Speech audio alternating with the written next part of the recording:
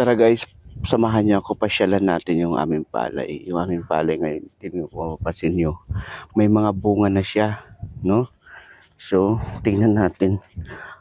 Daan tayo dito. Diyos ko. Aray, aray ko. Na ano yung ano ko, bitlog ko. Dito sa bakal. Yan guys. Kung mapapansin niyo, dati maraming kultap yan ay. May mga kultap doon niya. Kung mapapansin niyo, oh, may mga bunga na rin siya, oh, di ba? Pero hindi pa gaano may laman. Ayan. Kung mapapansin niyo guys, kukuha tayo ng isa. Pakita ko sa inyo. Ito lang, maliit lang. Ito. Bali, ito pa lang yung bunga niya guys, oh. Yan pala yung bunga niya, oh. Diba? Hindi pa siya gaanong malaman. So sayang naman kinuha ko. Kinuha kasi yung mga bulok-bulok. Yan. Yan natin dito. Yan. May mga putik naman dito. Yan. Yan. Pero doon mga kulay dilaw na. Ito kulay dilaw na din to. Kulay dilaw na rin to. So, siguro by next month is pwede na siyang maani. Yan. Ilalapit ko sa inyo para makita talaga nun. Aray ko, ang hirap naman. Ano, sandali ah. Sandali. Ang hirap talaga ng content creator, no? Ayan, kung mapapansin nyo guys, oh. Yan. Diba? Yan, oh. Yung mga palen, yan. Mula doon. Diba? Oh. Ito, kung mapapansin nyo yan, ayan, oh.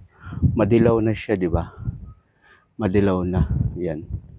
Tsaka, kung mapapansin mo, itong mga kultap na yan, yung mga walang laman, yan yung ano, kinain ng kuhol. Yan. Pero kahit pa paano, nakasurvive naman sila at nung nagkaroon ng bagyo dito, hindi siya bumaha. Kasi kung bumaha ito, lang, halos ganito kataas yung ano, tubig. So, sayang yung mga tanim namin, hindi mapupuhay yung palay. Pero malapit na rin siyang maani. Siguro end of the month or November, pwede na siyang maani. Ayun o, pwede na maani yun, ganun.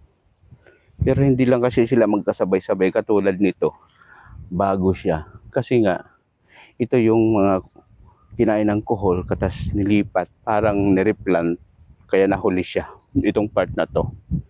Pero doon, sabay-sabay sila. Ito magandang tubo ng palay nila, oh. Pansin mo, yan. Magandang tubo, siksik din, oh. Ano, kung pansin mo, ang dami siyang bunga, di ba? Yan. Ganun din sa amin, oh. Itong part na to, hindi sa amin. Ito din sa amin, diretso doon sa ano. Tapos mayroon doon yung bukid, yung kabila doon. Yan yung ano, palayan din namin.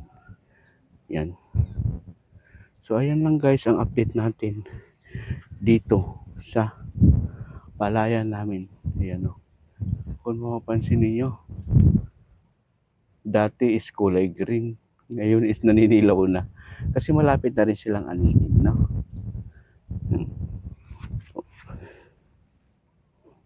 Talagang ano talaga, magaan pa siya pag hindi pa malaman. Pero pag ganito, oh, bumabagsak na. Ayan, oh. May laman na yan. Ayan. Yun lang po ang update natin guys dito sa bukid namin. Maraming salamat. Thank you for watching. Follow for more. Bye-bye.